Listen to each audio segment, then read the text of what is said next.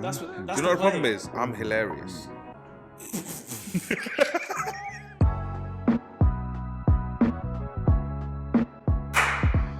So we're here with Raj Poojara. Poojara. Fuck's sake, let's do that again. You had one job. Yeah, Poojara. Nah, let that stay, man. So we're here with... Oh, fuck's sake. Poojara. Like imagine, right? Oh, there's a jar there. Someone's taking a poo in it, and you're like, raw. So we're here with comedian Raj Poojara. How are you? Yeah, I'm good, mate. What are you fucking laughing at the bloopers for? That took you too long. It took me about 3 takes to say his name properly, and we're effectively from the same subcontinent, so you're forgiven, white people. At least you didn't call me Sing. That could have been. That could would've have been worse. You've got the beard and the hair, bro. It's true. I was like, is this guy one of our people? I get mistaken a lot. I get mistaken for another comedian a lot as well. Oh, so do you know Dumman? Yeah. Yeah, Bamra. So Same person I get mistaken for. Yes, yeah. So he hit me up with a message. So we recently got to know each other, right? So he hit me up and was like, I was at a house party and somebody said to me, oh, I saw you at that place. And he was like, no, that wasn't me. And they were like, are you not Preet? And he was like, no, I'm not. And he messaged me that. I was like, for fuck's sake. Honestly, like we'd done the same gig. We were on the same bill. And after we came off, someone come up to him and it was like, that joke you did about profit was amazing. And he started correcting people. But then it happened so often, he just started going, yeah, it took me ages to write that. It took me ages. Just owned it. He just owned my joke. I get people, so my name, the comedy name I use is Preet Sim, right? Fairly simple name, couple of syllables in there. I did this like uber left wing night over in southwest England, where I was like, okay, these people, I was the only ethnic act. I think I was the only ethnic act. Everybody else is white. Get on, and they were like, please welcome to the stage, Mr. Singh. And I was fucking fuming, because that's the worst anybody... Because they couldn't say it. They couldn't say Preet.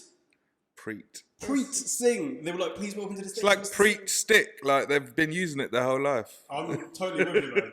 And like, I always say to them, I'm like, it's like Preet like feet. Preet like feet. And like, you can tell they blush a little bit. They're like, oh yeah, put that toe in my mouth. Do you struggle with white crowds, do you reckon, with your material? No. So obviously the mix, and I think every comedian will say, the best crowd is like a mixed crowd. Every age, every demographic, blah, blah, blah. But white crowds usually, because if they're middle class white, I like get them to warm up with like some softer, like where you're poking fun at your own culture, like yourself. So I'll get them to open up like that. Or if it's the other way where it's like, I call them the white guilt crowds. Right. Like, you know, mid-20s, definitely uber left wing, like, they're just going to laugh at whatever you say. And I never struggle with that. I've done some proper racist... I did one, which is about 20 minutes from where I live. And in the half... So I was opening the second half. Somebody came up to me in the toilet. I went for a piss. Somebody came up to me and was like, just so you know, mate... And it's a hand on heart. I know it sounds like it's a bullshit story. Hand on heart, true story. He was like, oh, just so you know, mate, I'm at the urinal, I got my dick out. And he was like, just so you know, mate, this is a good British pub. I was like, oh, nice, that's nice. He was like, yeah, just so you know, Matt, like, you know, we like a pint and we like a bacon, you know, like, that's how we like. I was like, okay, cool. I didn't say anything, went out. And then I spent about 10 minutes just roasting him on the stage. Swear, everybody afterwards, people were at. I went along the whole line of this is what happened in the toilets at the break. Everybody laughed because they were like, hey, it's true. This is a good British pub. This is a good British pub. Yeah, it is, isn't it? Yeah. But then I spent 10 minutes talking about how he was a confidence boost. Like standing next to him at the urinal was a confidence boost. I went off to like rapturous applause, and in the second interval, whatever, they were calling him Baby Dick. I was like, yes, that's a little win for the ethnics. For the ethnics. Yeah. What's the worst? Have you you must have like some experiences like with white crowds or? Yeah, but I think because I don't look Indian, they don't know it till I say it. Right. Like they'll hear the name and they'll be like, oh, clearly like character act. His mum was a fan of Gandhi or something. Like called him Rajiv. Like that's what happened. But then I have to say, yeah, I'm Indian. I think I actually say I'm Indian. I don't look it. It's a bit of a party trick for me. Like that's literally what I drop. Yeah. But I think they don't know. They assume I'm like a mix of something. So I get the buy-in, but then when I say stuff, even then my material is mainly poking fun at Indians. Right. So they're on board. And then I say the P word, obviously. Yeah. But that just, Wait, what's the P word? see, I wasn't sure how clean this was. Then you said I had my dick out, so I was like, "Well, all right, everything goes then." Right, if at any point I start recommending that you work clean, feel free to punch me in the face. I've had some awful fucking advice, man, around that. Somebody once, I was probably about 4 or 5 gigs in. Somebody said that to me. If you swear less, you'll do a lot better. Yeah, so this is it. Like, I look at my set and I'm like, "Well, that is not gonna ever go on TV." But now I think people are actually like opening up a little bit. Like you got like a lot of like what's that show Islamic where they're poking fun at like certain stuff. And I think if you do it with the right intentions, do what you want. Yeah, I suppose mine's more like the words I use than the content's good. I think the whole story behind it is like me going on a date with a girl who doesn't know I'm Indian, and she's going bloody packy this, and they're everywhere. They do what they want, like, and then she says, "Where are you from?" No. Then she says something about Mr. Singh, right? Right. And I'm like, "Oh, Mr. Singh's actually Indian. He's not Pakistani." She's like, "Same thing." Right. Then she goes, "Where are you from?" And the whole premise of the joke is I say I'm Colombian, right, just to make sure that I secure the deal that night. I am telling you, right? I swear to you, we must have like almost identical lives because I went to Cardiff, so one of my same friends taste in women. Hey man, but sometimes you have a lot of chocolate. Sometimes you want a little bit of white chocolate, right? I'm telling you, sometimes you just got to capitalize on white guilt. That's what I say. That's my motto. Okay. I went to Cardiff when I was at uni one time. It was Halloween. We were at a Halloween house party, and the girl there was like, even with the makeup and stuff, she could tell I wasn't like white. She was like, "Oh, where are you from?" And I was you white faced, did you? I white-faced hard. Okay. White facing is the one. Right? What did you go as, out of curiosity? Clown. So I had the whole like get up and the hair and all that shit. Yeah, basic, but alright. Yeah, hey man, I'm a basic dude. Basic in all senses, right? So she was like, "Oh, where are you from?" And I said that as well. I was like, "Oh, I'm from Colombia." No way. I swear, hand on heart, right? And she was like, "Oh," and we actually ended up getting off that night.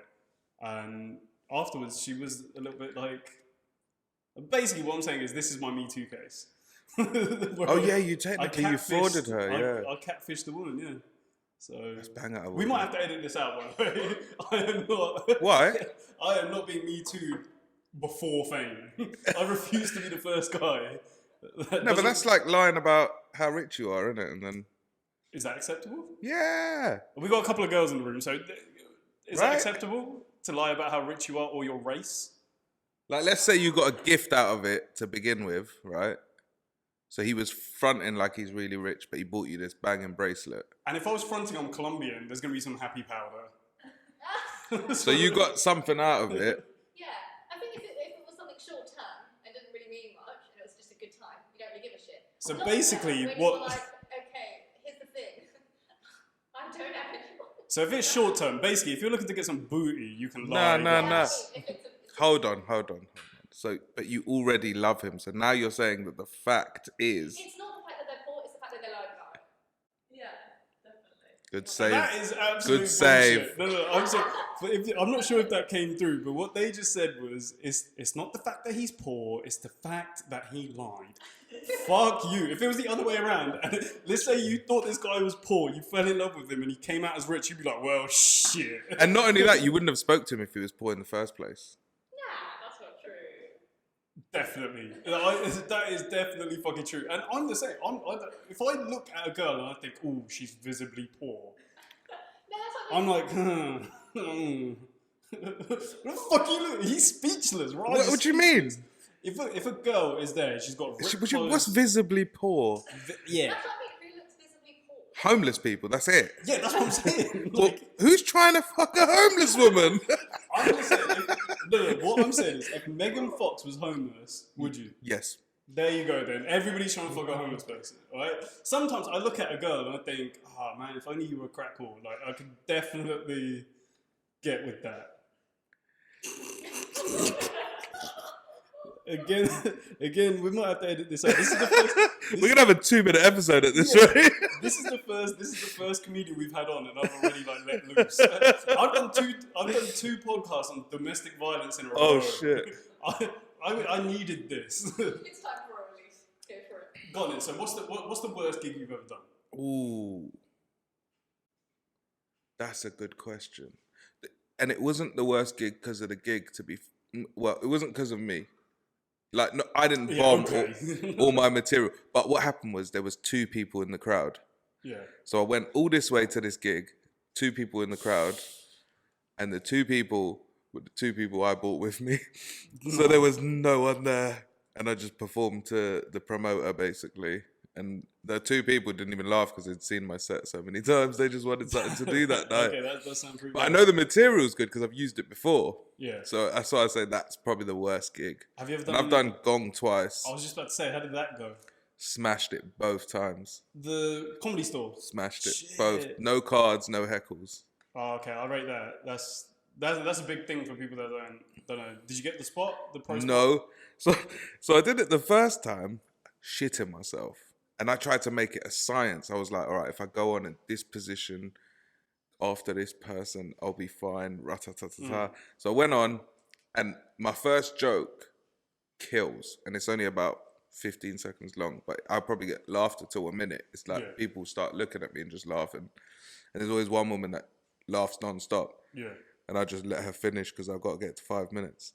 And then I smashed it, came off. And then that time I got to the joke off, and there was 3 of us, and I lost to Martin Durkoff, Oh yeah. quality comedian. Cool, I'll take that because I was like 3 months into comedy then, Yeah. so I was like, fine, I'll take the L.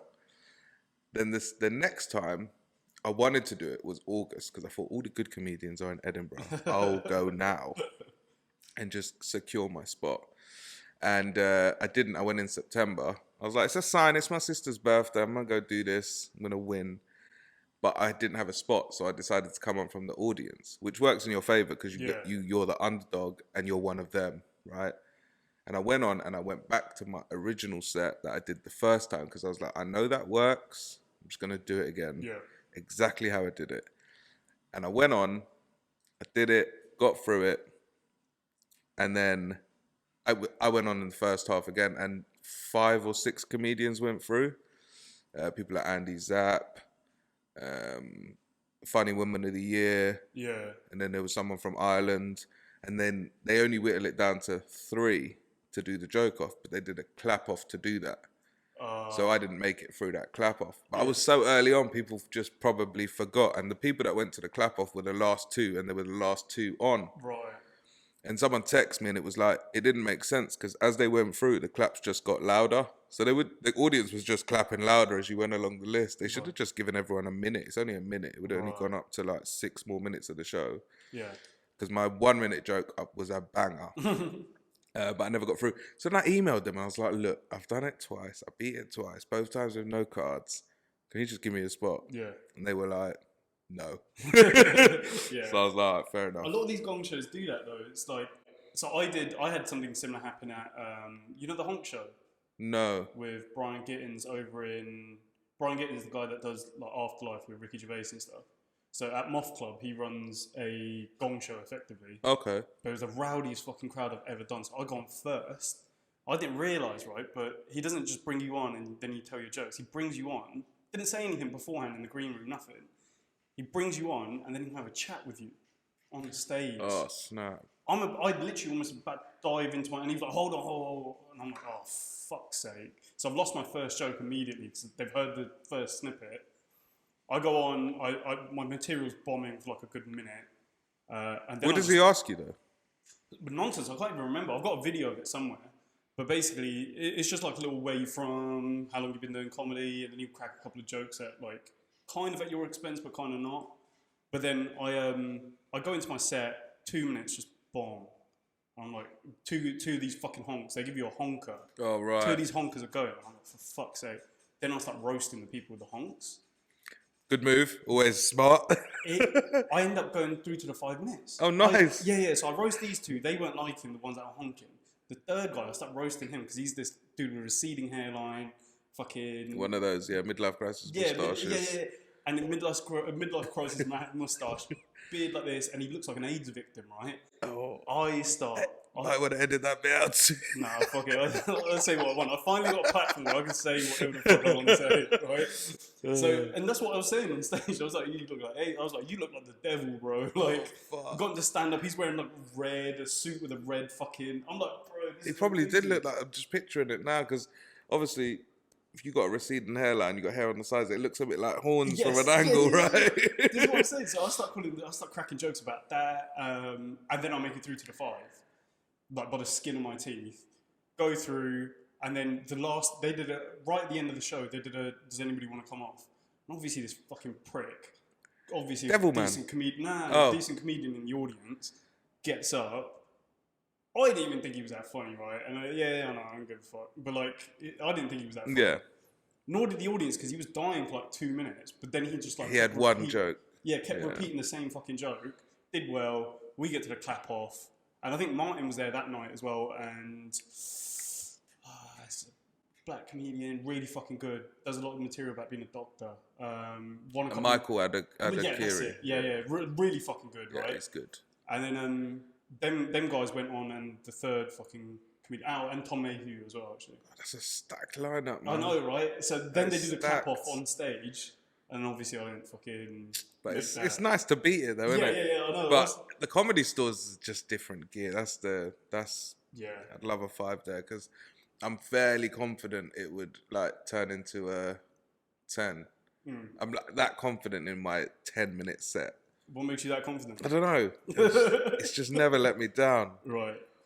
And How do you write? That's the problem. So I've only got 10 minutes. So with that set, so how did you come about with that set? Did you have the 10-minute premise and then whittle it down so it's punchline heavy, or? No, it was what it was, and this is why I think it made a story quite nicely.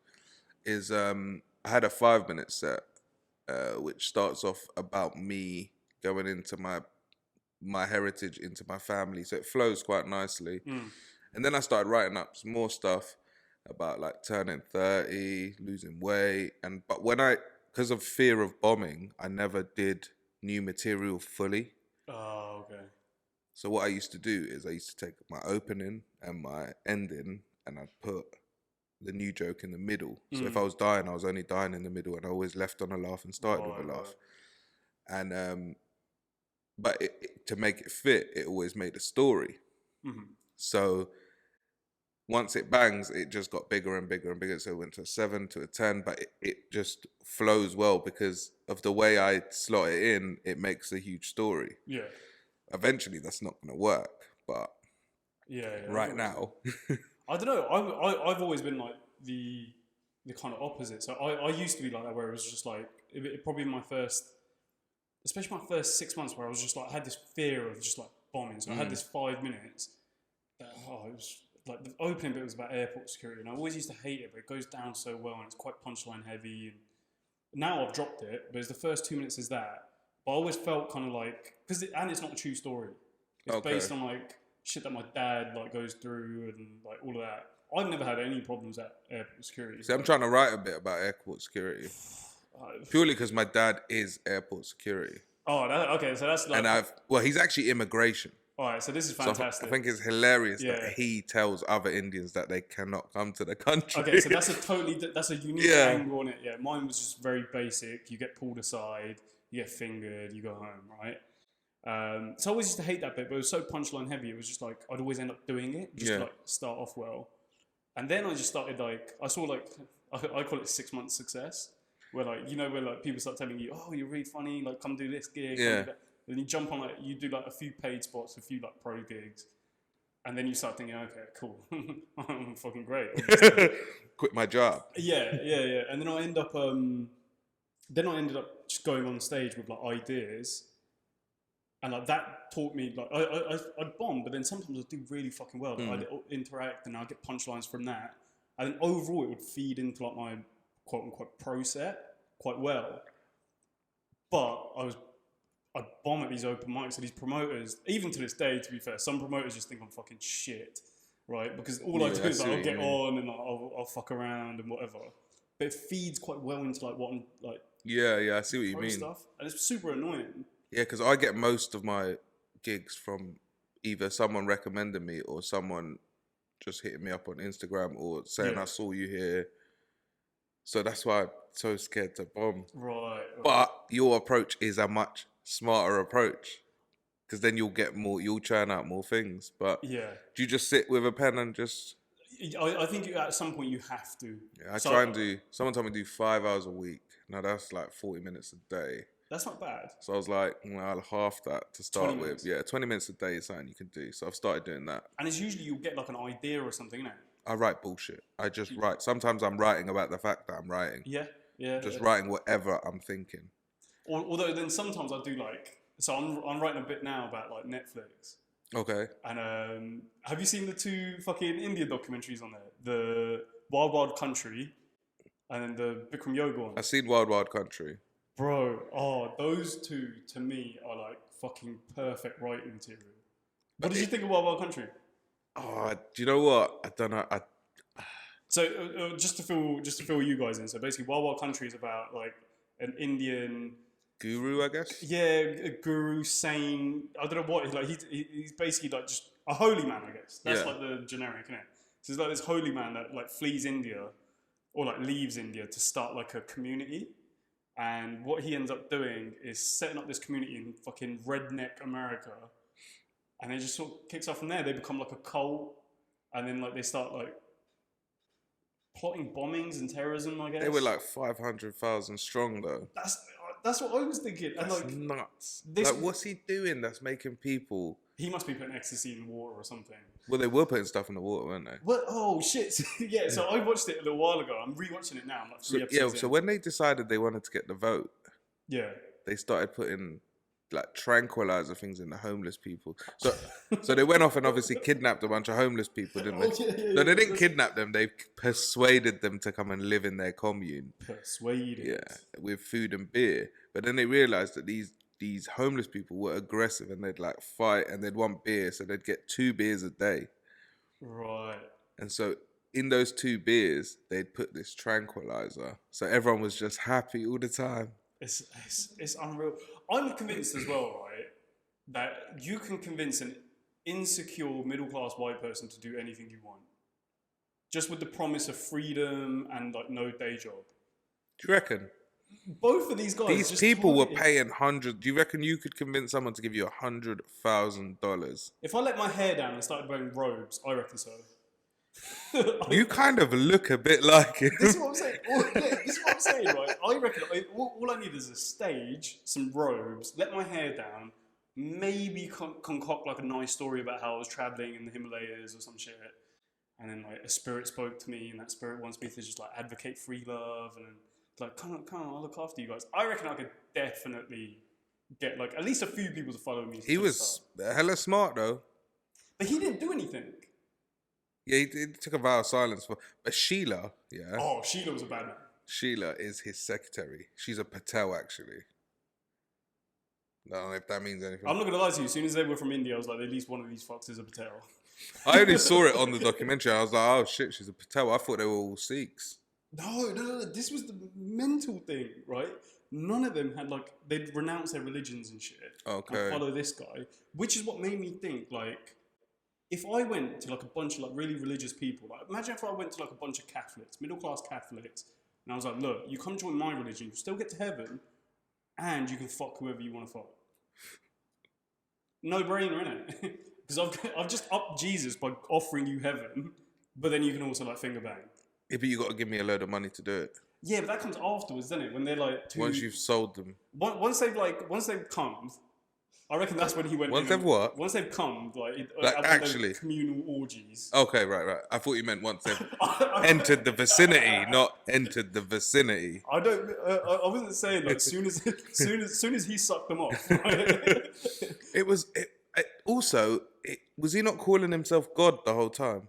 Because Bhagwan means God, right? So this is the thing. This is what I'm saying. Because white people weren't speaking the language, he was like, I'm no God, but like, bro, you're literally calling Yeah, yourself it's God. called God, mate. Yeah, but like Bhagwan, and then I don't understand how like one of these religious extremists didn't just kill him. I don't understand that. If he was taking all these, I think he followers- was pretty untouchable. He had a bulletproof Rolls Royce. Yeah, true. But that's what I'm saying. I really appreciate the flex. He was stunting. Do you before know what? rappers I were was stunting. watching it, yeah. I was like 21 Rolls Royces, 2 private jets, a fat yard. I'm like, that beard's fake. He takes it off and he's in the strip club at night. 1,000%. He Making was it just a rain. fraud. He's just a fraud.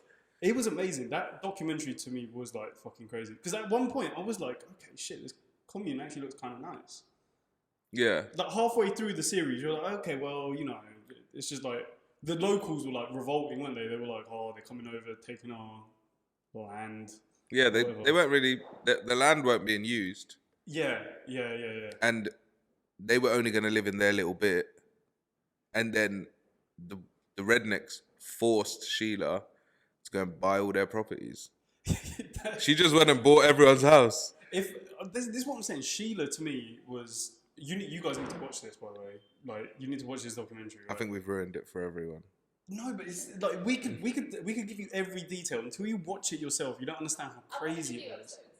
And she was like, so she imagine like they were your worst enemy, and the way you get rid of them is by making them homeless.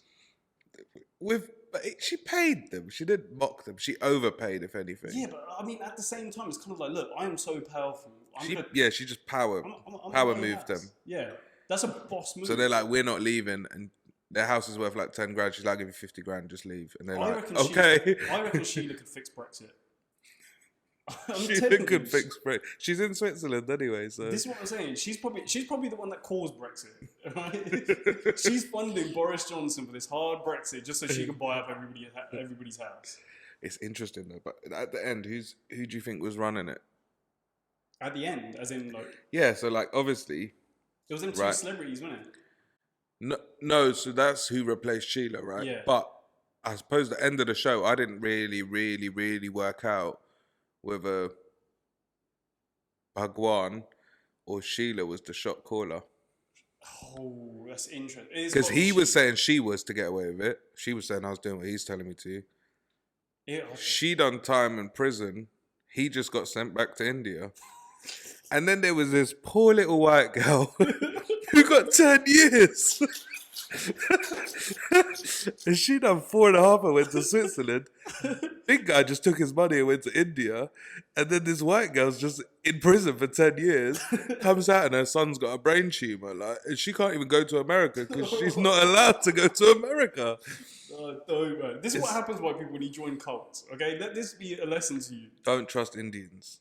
Yes, I'm so fucking with you on that, right? Because that Bikram yoga guy, you need to watch that one. So I'm like halfway through. I got to the bit where he put her in some sort of position where your legs over your head, so it's the splits in the air. Yeah, that's it. And then I got to the bit where he pressed up on her and I fell asleep. So I was watching it in bed.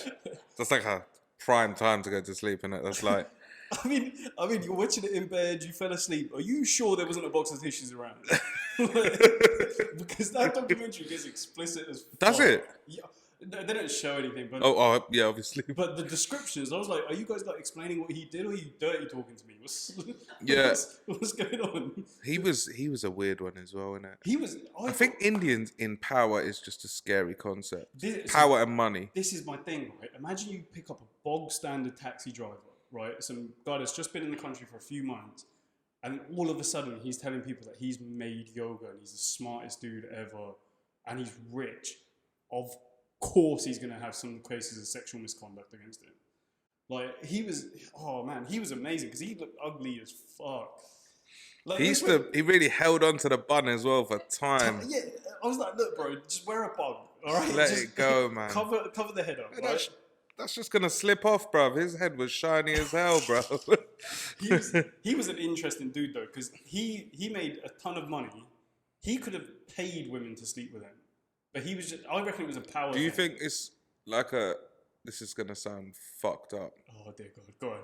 I live for this. Do you think it's like a power and money and cultural thing, right? Because India, notoriously known for a very high rape count. Yeah, the attitudes towards women and stuff are like messed up. But then also you got like Bollywood, and it's like infamous casting couch, like way worse than like this Harvey Weinstein stuff. Yeah. You ever like read some of these Bollywood accusations? Nah, I don't actually. I think the last film I saw was 1942 Love Story. Oh, so I don't even know what that is. I don't fuck with Bollywood at all. That's like, I think it came out in 1942. Like, I don't know. I don't fuck with Bollywood at all, but I read some of these accusations when that Weinstein stuff kicked off. Bro, that shit will make your skin crawl. I can imagine. It wouldn't even surprise me. I don't think. Like, imagine.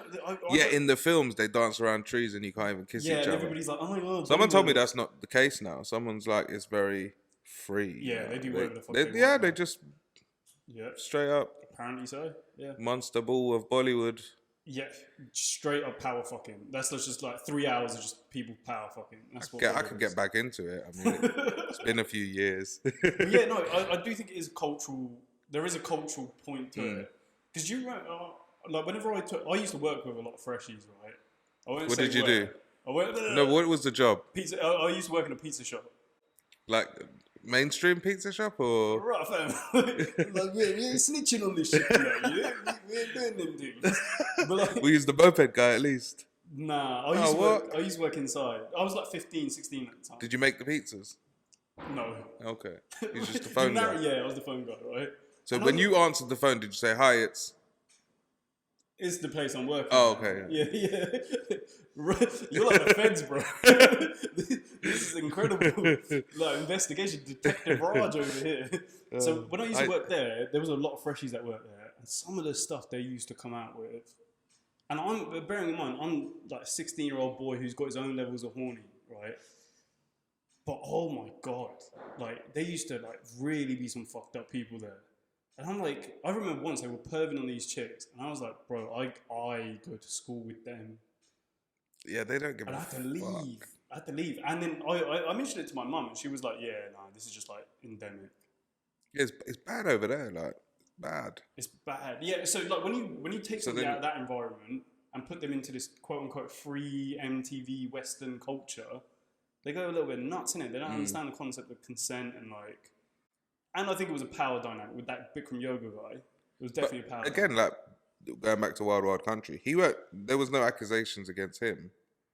Yeah, true. Not on the show anyway, but he was very free about sex when he was like, you must bang. Yeah. And I think Sheila was definitely good, yeah. But he says, innit? He says, I didn't sleep with her. That's why she's vexed. She didn't get the Bhagwan D. Imagine if that's the actual case. Imagine if she's just a stressed out chick. She was so angry that he didn't make her come. Like, because you got to remember, this guy was probably fucking in India he was like 100 years old. That's like 60 years of fucking. Yeah, probably before his dick stopped working. 100 years old. He was ancient. He was 69, I think, when he died. Ironic. Of course he was. Good old Osho. Oh, see, this is where I fucked up because I Googled him to see where he was, like what he was about, and obviously I read that he died, so I was like, that's to ruin the end of the show for me. Really? Oh no, because like I said, he was set in like the 80s. Yeah, then 90s. I realised he died in 92. I was 3, so. Oh. Shame you never got to meet him. But do you think there's anyone? Yeah. Do you think there's anyone like that these days? 1,000,000%. 100%. I can tell you like my own stories, bro. When we used to go back to India, so my parents are pretty traditional and stuff, but they're quite no nonsense. Like I could never imagine them being part of like a cult or anything. When you say no nonsense, like in what? Just in that it's Sikhism or nothing. Okay. Like, yeah, they're like we ain't following no man that's alive, nothing. Like they don't believe in none of these holy men stuff. But when we went to India as kids, you have like these holy men that used to come around to villages and shit. Essentially, they'd like threaten you with like bad luck in it, unless you give them money. And I remember a holy man once came to our village over in India who'd had a couple of like accusations against him. I must have been about 11, 12 at the time. Bro, these villagers, he'd had accusations of like molesting children and shit, right? These villagers tied him up.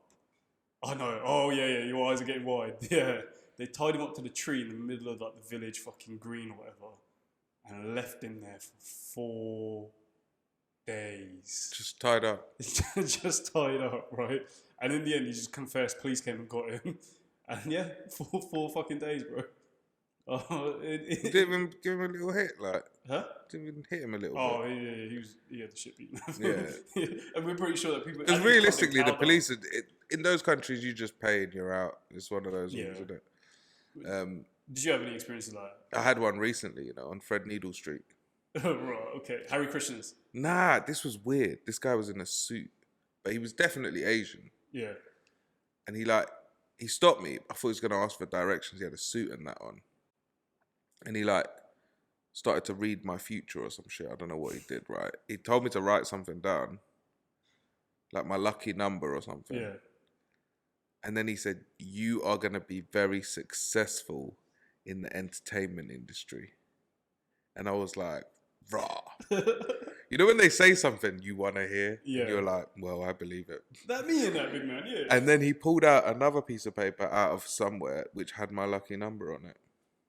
And then he was like, yeah, £10, please. Are you sure this wasn't Sav, the magician? Nah, so it looked like magician. He was like, then he started talking about blessings and all this. Yeah. And I was like, oh, shit, my Uber's down the road. Like, I've got no cash on me. I'd give him £10 just to shut up. But he was, I don't know if he'd then done some like black magic on me and left. But and then you got an Uber and he's your driver. That's an honest fear of mine, I'll pay him just to not get any bad luck. Yeah, not that I don't even know if I believe in it, but I don't like the thought of it. Yeah, I don't think anybody likes the thought of it, but I think I'm now at a point where somebody could be like, I'm going to curse you, and I'll be like, all right, cool. You can't do anything life hasn't done to me already. Like, my life is a mess, bro. I don't know. I do think some of it's like kind of nonsense. It's like mental health. Like we were speaking off air a couple of days ago about mental health, and then it's like when people, like religious people, and I think this goes across cultures, but I definitely see it in the South Asian community and African communities actually, where somebody's got mental health issues and they'll be like, oh, this guy's possessed or he's got bad luck or something. That's what they believe, innit? That is what they believe, and they do all that. But it's so easy. Yeah. To convince them. But some stuff's like the other day, my granddad was telling me this weird story about back home. Like if you got red eye, then the like local woman would hang a string with a cotton bud at the bottom, and she'd burn the string, and blood would come out of the cotton, which is from your eye. And I was like, okay, granddad's lost his mind. Then my dad was like, no, I've seen it as well. And my dad's not really one to like fall for that sort of thing. He's like, yeah, I saw it. And then my mum come in from the kitchen. She's like, I've seen that in India as well. Maybe it's like a trick. It's a science. I think there's a science to it, maybe. Yeah, either it's like there's some scientific explanation. But your eye's not red anymore. You've just solved red eye. Tell your parents to get in contact with this person because I want them on the podcast. We're talking about 1972 Uganda, like 1972 Uganda. Like, I don't know. It is pretty crazy. And like, apparently, not everyone can do it. What the? Yeah, it's like I was like, oh, so why don't you do that for me when I got hit in the eye? And they were like, no, you need to have powers. Something. Yeah. I'm telling you, it's definitely gonna be the cotton buds like got like a blood packet or something in it. And then they're not Hollywood stunt women. They're in saris, bro. You'd be surprised. At some of this stuff. What? So they're just waiting with their blood pack for someone to get red eye? Yeah. They're like, come on, man. We're gonna fleece him for money. This red blood pack's going out of date, guys. Just so I get red eye. It's like but it is. It's got to be something like that. Because don't you ever watch these documentaries where somebody will convince somebody that they're like possessed? It's got to be science. It's got to be the heat from the fire is evaporating a small bit of always it's the science. Yeah, but like have you seen Abducted in Plain Sight on Netflix? No, bro. So we're talking about so this is that sounds right up my street though. Yeah, it's gonna get pretty dark, and I won't ruin the whole thing for you if you're gonna watch it, right? But basically, this paedophile manages to manipulate and like create this whole story about this like child that enabled her parents to let him sleep with her. What? But in their eyes, he's just sleeping with her to cure his paedophilia. Nothing's going on. He's just sleeping in the same bed. Was he paying them or anything? No, he manipulated them that much. I'm not gonna ruin it too, but he was fucking both of the parents separately. So he was banging both the parents and the child. Both the parents and the child. But he was only banging the parents to get to the child. And did the parents know that he was banging each other? No, not until later on. I know, it's fucking crazy, isn't it? That's wild. And That's a skill. Could you imagine if he utilised that skill for good? Yeah. Do you know what I mean? He could solve shit. Imagine if he was just manipulating his way to like stop Brexit. Ah, fuck, that's the second Brexit joke I made. You're on the Brexit today, mate. Jeez, I don't even know why. Been hit by an election video this morning or something? No, I try. Do you know what it is? I try and suppress Brexit. And now it's just oozing out of you. Yeah, now I'm like, I can do whatever I want. Brexit. But it was. Do you know how he convinced the dad to like sleep with him as well? He drove him. So his dad wasn't gay. The dad wasn't gay. He wasn't gay until he met this guy. Fucking hell. Yeah, I know. They went on a drive to some woods, and he genuinely turned around and was like, "Me and my wife are having marriage problems. Do you mind giving me a hand job?" And the dad, who for all of his life has thought he was a straight man, was like, yeah. was like, yeah, here you go. Just gave him quote unquote hand relief. that was the quote. Hand relief. That was the quote. I've used that. Hand relief is. And I'm gonna use me and my. I'm just gonna start bandaging my hand on dates now, and I'm gonna be like, look, I've hurt my hand. Do you mind? I'm just so. It's really causing tension in my personal relationships. Use your left. No, I'm not left-handed. So I take it you're single. I am single. Yeah. Yes. That's just inquiring, just in case I need some hand relief later. Who's ready to pimp me out? Like, listen, I've got a list of guys, and I put it out because I went to this show, and there was a woman in the front row who runs something called. She's getting a free plug here. I don't even know her. Soulmate Seekers. Okay. And I thought genius because it's an Indian Sikh meeting group on Facebook with like. Somebody know this place down there. But I thought, how smart. Soulmate Seekers. Seek. Yeah. She missed out. She actually wrote Seeker. Like, what a trick to miss out. Nah, I don't want this. Delete that name. Nah, I don't. She got a free plug there as well. Yeah, Soulmate Seekers, go check it out and write a review. I actually don't know who she is. I don't even know what she looks like. But I was in the back row, like I was just there. Yeah, I was in crowd work once, and there was a couple that was a quote unquote female-led relationship, and what that basically means is that he's faithful to her, she's not, but they do it with each other's consent. She's not. Oh. So basically, she fucks other dudes. And just sounds like he gets pegged, man. I'm pretty sure. He had the look of a dude that was being pegged. So she can go and sleep with whoever she wants. Yeah. And he can't. Yeah.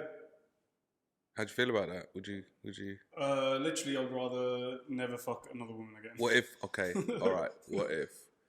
Because you know I do these would you rather questions on my Instagram. Oh, yes. If you guys don't, follow Raj. We'll put his Instagram down. Those are genuinely fucking good. Mate. They are. I have like 6 debates a day with people. Go on. Hit us up with your favourite. The funeral one, people are like, oh yeah, I won't be there to see. But I'm like, no, you need to be in the future.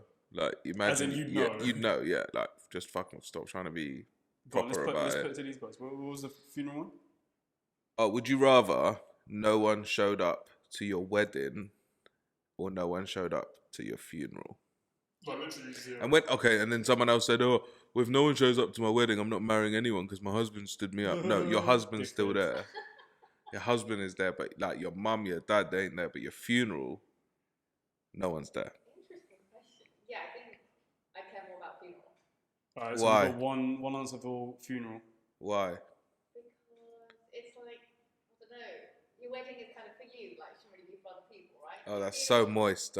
Me and my husband, we love each other. It's our day. So why don't you go do it in private somewhere? I don't know. This isn't you not inviting people. This is you invite people and nobody shows up. I don't know, it's both of them pretty savage, to be honest. Yeah, but you've got to pick one. Go on, Sabs. No, but you're dead, but you know it happened. Imagine like on So, your like- deathbed, somebody's like, nobody's showing up to your funeral. I don't think I've heard of much. I'm with you. I wouldn't give a shit. See, there was part of me that thought, there's like, all right, this was my rationale behind it.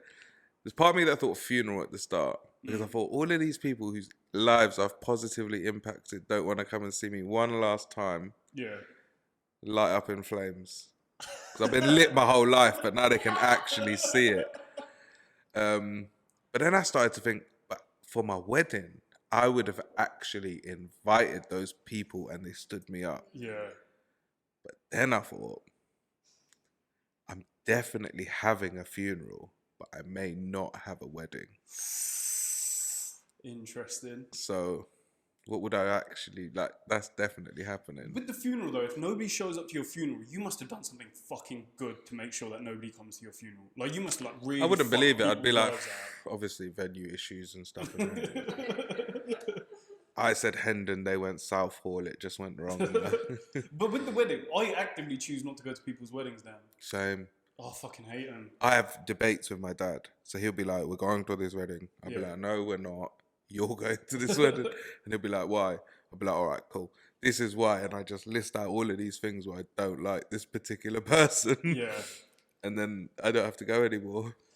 Yeah, so this is. And then my dad goes to the wedding and they'll ask him, why isn't Raj here? They'll be like, he doesn't like. He'll just fucking out me. He'll just be like, yeah, you don't really, he's not a fan of. I had like a couple of reasons why I stopped going to weddings. Firstly, I would never know the person, and nor would my parents. You might meet the love of your life at one though. I'll be honest, the way the other side's brothers look at you and shit, I do kind of think, is this chicken asari worth a lot of fights? And the answer is usually no. What? People try to fight you at weddings? Bro, you've never been to a Punjabi wedding. If there's not at least one fight. They're lit. People just get hammered. Oh man, I've seen some fucking horror shit. Because I used to work security, right? And I've worked security at a couple of weddings. And to be fair, they went without incident, but fuck me. Obviously, Preet on the door, what? Oh man, Pre used to be a right better. I used to do security as well. Oh shit, where did you do security? Wembley, I was Wembley Stadium. Oh, Wembley Stadium. Yeah, Oh. but I'd like the nice bit, the VIP bit. Oh, so okay. just used to stand there. But football stadium security is not like bouncers. Yeah, but you also get the concerts. So if you got like Oh, Oasis, okay. Oasis are notorious for not wanting to go to the toilet because they lose their spot in the crowd. Yeah. So they piss in their cup Oh. and then they throw it in the air. Did you know I actually once got pissed on by a 40-year-old woman? Not through choice. That was the surprising bit of that sentence. But like how? How was she So so higher than you? So I was working doors at this club. Oh, she pissed on your leg. Yeah. Oh, on purpose. How did you know it was my leg? Well, she's not going to stand above you. She knocked me out and then pissed on me. So yeah, so it was down my leg. So I basically kicked out this hen party for having like a little bit of drugs on them. I was quite nice to him as well. I was like, I gave him back the drugs, which I'm not actually properly supposed to do at the time. So I popped it back in her handbag. I was like, look, get out. It was like a part of a door search. A couple of hours later, I'm standing. There's an alleyway like to the back of me. There's a bouncer there checking IDs. I'm just standing there, just like back up in it, just chilling, having like the time of my life. And then I literally feel like warmth on my leg, and I still remember. I can't tell, like you know how it is with comedians. I can't tell if it's like an actual memory now or I'm just a fucking bullshitting. But I remember feeling warmth on my leg, and I looked down. It was like December time. It was probably around this time. It's like, probably a few years steaming, ago. yeah. Yeah, the steam coming through it, and I'm like, ugh, what's this? So I looked down, and I was wearing a fucking Timberland boot, and this I do fucking remember. You know, with the sheepskin insert, bro, all of that shit was drenched. She'd pissed on my leg. I kicked her over, like, out of sheer shock. I was like, what the fuck? And then she pissed all down her white dress and got arrested. But hold on. Props to her, because a security guard is meant to be alert at all points.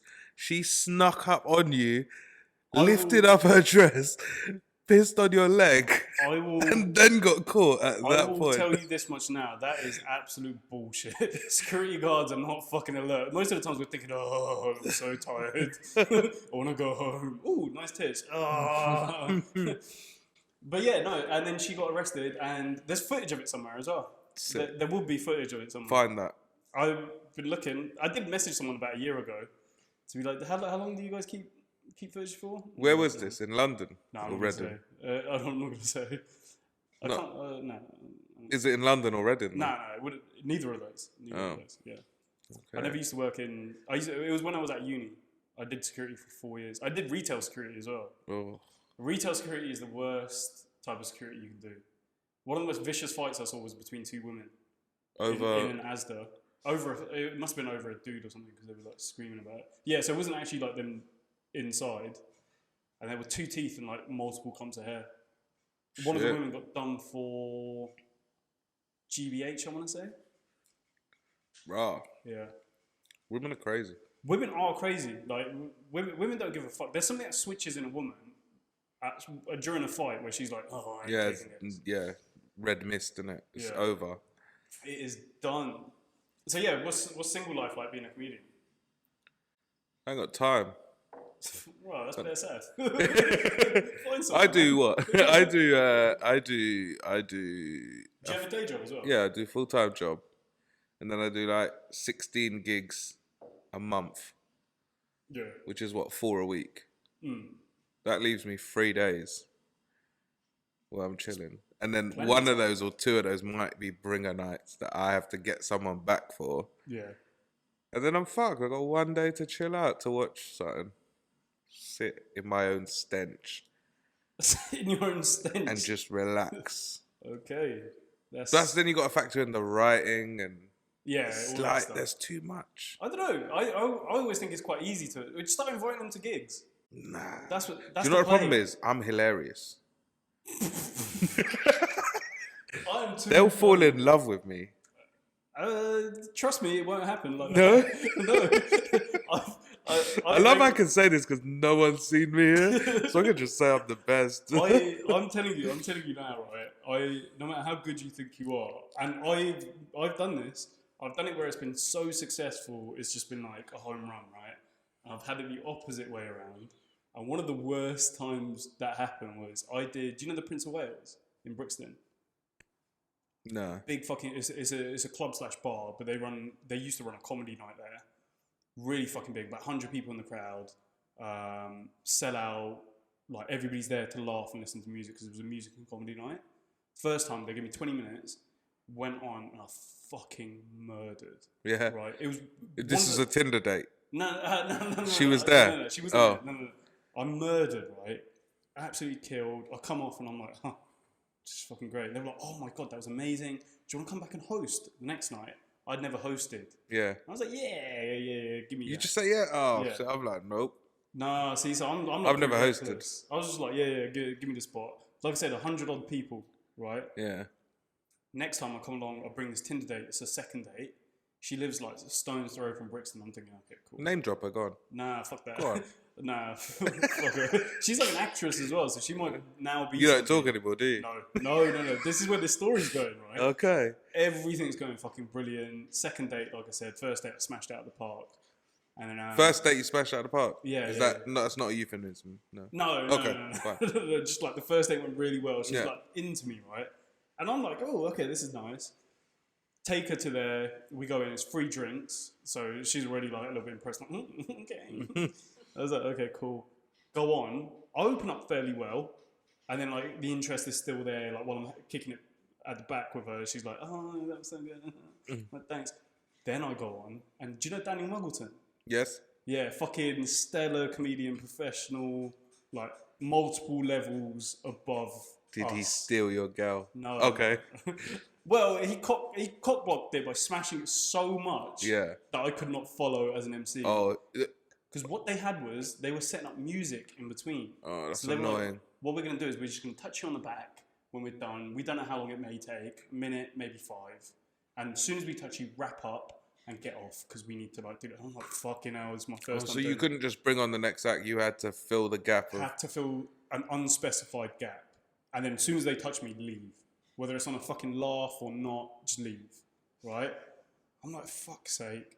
So Dan is I went to his 1 hour Edinburgh show. he's fucking incredible. To this day, I genuinely think he's probably one of the best comedians I've ever like been on the same line. Well, he's on like Amazon Prime and stuff now. Yeah. So he's like solid levels, right? Go on. and I just die on my ass. And then every time I go on now, I'm just dying. Happens 5 or 6 times throughout the night. You can just see her interest in me waning. Yeah, but you've got to just fake it till you make it. You got to go, babe. You know what? When it's like, Bro, when someone kills that hard, you've got to reset the crowd. You've got to bring them back down for the next comedian. I was dropping. So you'd fall for that, right? That works, right? That works. I was dropping this. I was doing all of that, right? I'm not showing it. I'm just like, this is so fun. Inside, I'm crying. Right? I know for a fact I didn't relay any of this insecurity to her. Right? I just didn't. And at the end of it, we have a couple more drinks at the same place, like on their rooftop. Have a couple of drinks, and she's like, "Do you know what? By the way, like, we should probably just like be friends." And I'm like, yeah, 100% in that. Yeah, I was thinking the same in that. Like, yeah, the chemistry wasn't kind of there, was it? Like, it just wasn't in that. Like, yeah, cool. Bro, I missed my last train back to Reading, thinking I was going to stay around hers. You yes, joke. Yeah. Tell me about that. You should have just been like, listen, nah. I had to play it off because I realised that. So wait, did you have plans to stay at hers, or you was just so confident? I was so confident. And nothing humbles you quite like a woman turning around and be like, and sitting in Waterloo Station for 6 hours. Paddington, I was there. Yeah. Ended up going out because I actually had a friend. Luckily, I had a friend who lives fucking near Paddington. We ended up going out for a few drinks. So I ended up waiting at Paddington for 2 hours till my morning train. Yep. So be careful on that Tinder, mate. That's why I'll never bring a Tinder date. But it goes the other way as well, where it's like super successful, and then you're just like, just loving life. My Tinder's an absolute trap. It's a picture of me in a 3-piece suit, walking a dog that I don't own. Wow. And underneath it says, banker by day, stand-up comedian by night.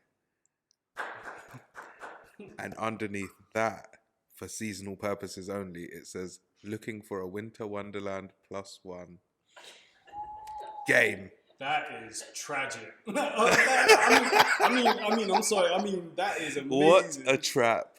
Oh, mine's similar. Do you know all of the pictures that I have are either comedy pictures or pictures of me in shape? I was in shape about 2 years ago. I ain't got none of them.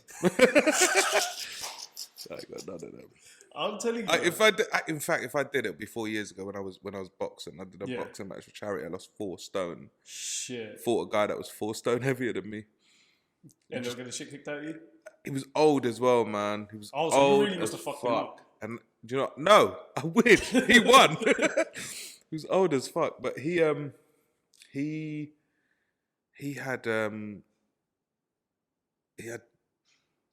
just more weight, more power, and he'd been training like stamina, where I'd just gone on like punching and stuff. Yeah. So he got the first round, and I was like, because I'd sparred with him, and he'd come with timid punches, and I thought, I know this guy. I've sparred with him so many times. Came out to the actual fight, go up towards him. I'm thinking, yeah, I know how he fights. Bang, punch me straight in the nose. I was like, yep, all right, different game plan here then. Yeah. And he just fucked me up for the first round. Then second round I came out, done all right, broke his nose. And then third round, I was just dying. If it went on for 10 more seconds, he was KOing me. I was just blowing out my ass. But we were on Fight of the Night because we were both big guys. We didn't bother with body shots. We just punched each other in the head for 6 minutes. Yeah, I boxed for 4 years when I was in my teens. That's the way, man. Boxing's the way. Yeah, that's the only time I've ever had a 6-pack in my entire life. But what's that? What's a 6-pack? I took up Muay Thai about... foreign language to me, mate. 6-pack? How fast did you drink that? No, I took up Muay Thai, and that was the first time when I was 21. I did that for about 18 months. That was the first time I realised, no, women can kick the shit out of you. Why did you think they can't? Man, because I was a sexist, all right? You're brought up in Indian house. That's what it is, isn't it? It's like typical misogyny. I was like, I was generally about 7 stones heavier than this chick. I'm weighing 17 stones at the time. They paired me up in my first 3 months or so with this other female who was they were like, oh, the weight will make up for the skill. It didn't. It did not make up for shit. She was kicking the pad so hard. I was like, Jesus, like if she kicked me in the head, I would die. Would you take one? Would you take one kick to the face? For how much? For what? Ooh. Wait, we'll film this as well. I'll do the kicking. £100, one kick to the head. No, what? I was literally thinking like millions. A kick to the head? I am sure. If Bruv, you call me something racist out on the street, I'll give you it for free. Nah, bro. £1 million. I have seen way too much nonsense. Like, you kick me wrong in the head or something, I die. Like, I'm done. £100? No. Would you take it for £100? I kick you in the head. Oh, I don't need £100, but That's if what I I'm saying. really needed £100, yeah. Look, I'm not saying that. I'm saying if I'm £100 shy and somebody's going to shoot me in the head if I don't pay them, yeah, then I'll take it, right? But I'm saying that I would need like a few Millions. few million. A few million. Bro, a few million, yeah. But it's me kicking you. I'm not trained. I don't even know if I can Bro, reach no your head. disrespect, but think about the weight behind that Yeah, kick. but I don't even know if I can get it to your head. Oh, wait, okay, so I'm thinking... So you're going. I could just graze you. I could miss. I could end up falling over. We don't know. You're just getting £100. Oh, no, yeah, okay. If it's standing, yeah, okay. Or £500. You lay on the floor and I give it a penalty boot. No, so that was what's in my head. Okay. No, Oh yeah. That's fucked up. Nah, no. I can't. I saw somebody get booted in the head once when I was working security. Saw somebody get booted in the head so bad that I thought the guy died. Yeah, it's fucked. Like, luckily, nothing even broke or anything, but I thought he was dead. And I was like, I'm never doing any of this It's shit. like those World Star fights. If you ever used to watch them. Yes, yeah. They were brutal, man. People get. It's disgusting. No, but good combat sport for the right reasons is the way. Yes, And it is. am I not right in thinking Sikhs have some sort of fighting thing? Yeah, so it's like you're like taught to be like quite martial. So like the reason why my parents were okay with me like boxing and stuff, they were just kind of okay, cool, learn something. You get a lot of like I was talking to. So what like one of the guests that we want is like on the podcast now is like somebody who's into sports, like South Asian, because it's like a lot of people say that like with our backgrounds and stuff. I don't know what it was like with you guys, but it's like sports and like martial arts and stuff are like really fucking integral to like the culture. Yeah, no, and sport's really important to me,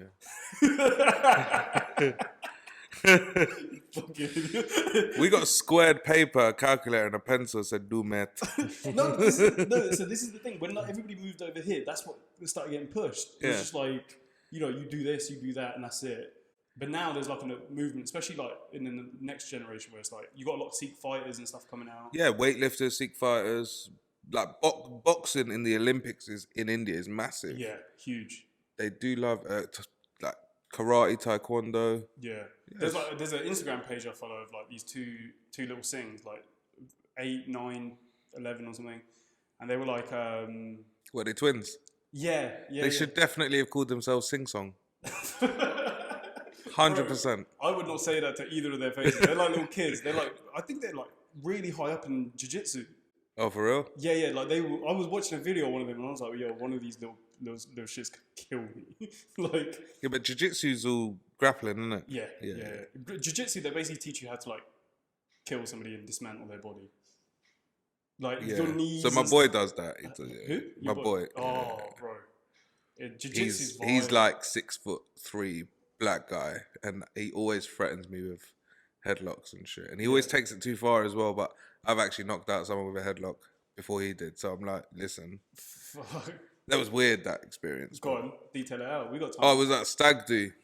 Yeah. It was at a stag do, and there was this ginger guy who was part of the stag, and I was just stood by the bar, but he'd keep coming up and dancing on me, like grinding on me, and I was like, oh, it's funny, cool, and I just push him away. Yeah. Then he'll come back, and I'll be like, oh yeah, good one, you did that a minute ago, and I'll push him away. He came for the third time, and I was like, do you know what, I've had enough. Yeah. And I just headlocked him from behind. The next thing, his legs just collapsed. Yeah. Dropped to the floor, KO. And I was like, oh shit, because it happened so quick. I was like, oh fuck. His drink was on the floor, everything. Yeah. Everyone got him up, and then he just got up and he was like dazed.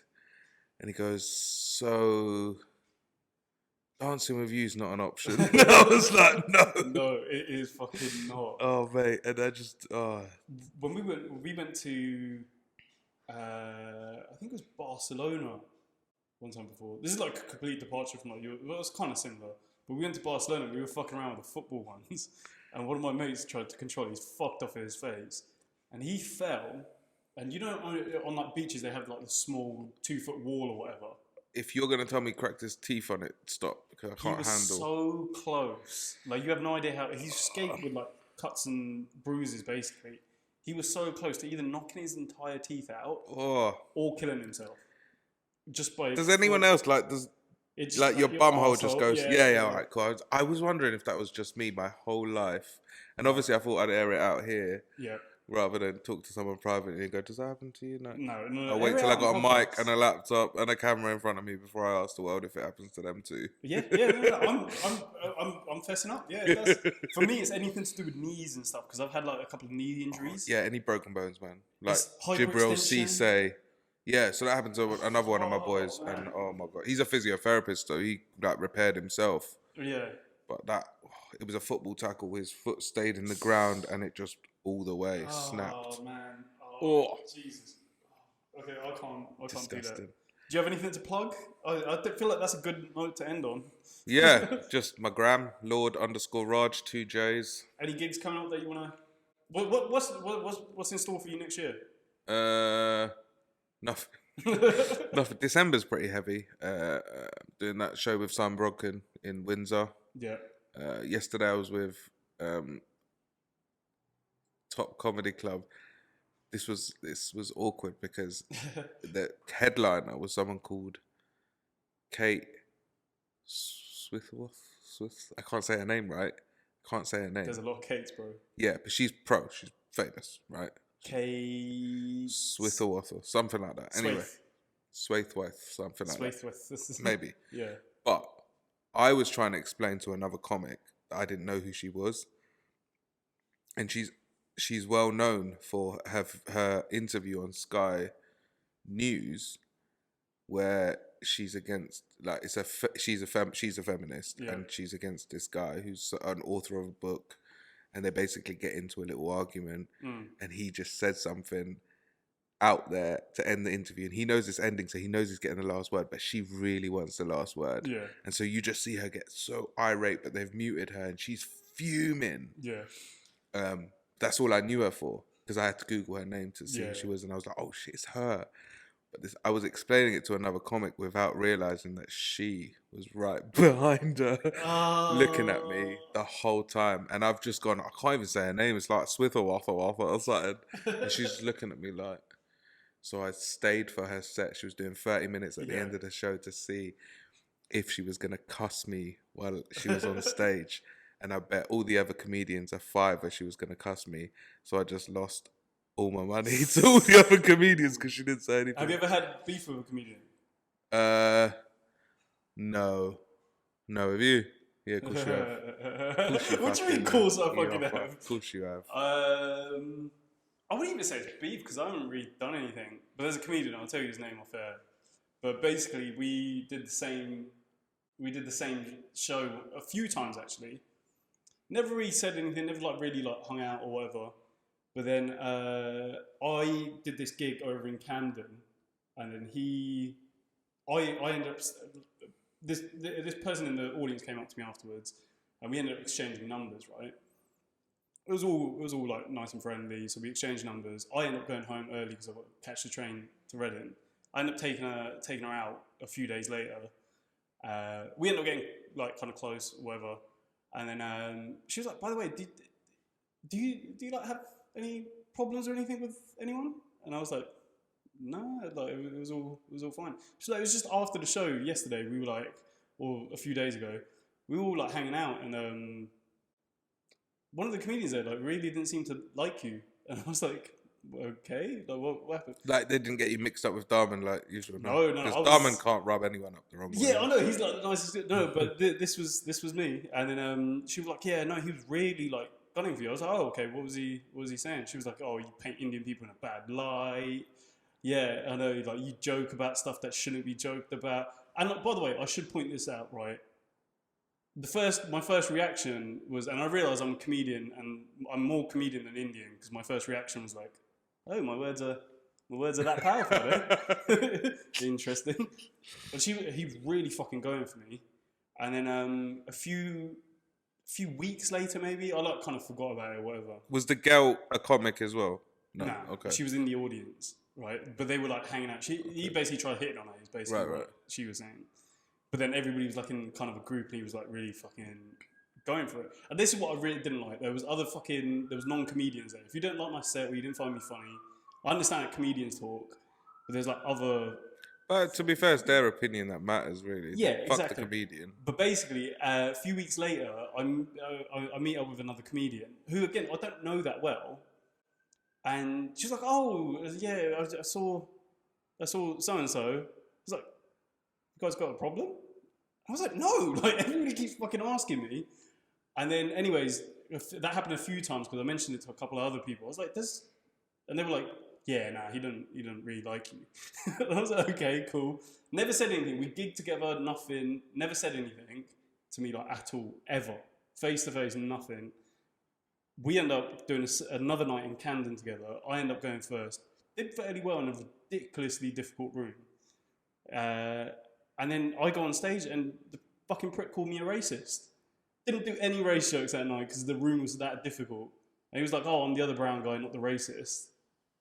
And then I was with the same fucking girl from that night, and she goes, "Don't say anything to him," because I was like, I'm gonna wait for him at the half. I'm gonna see what the problem is.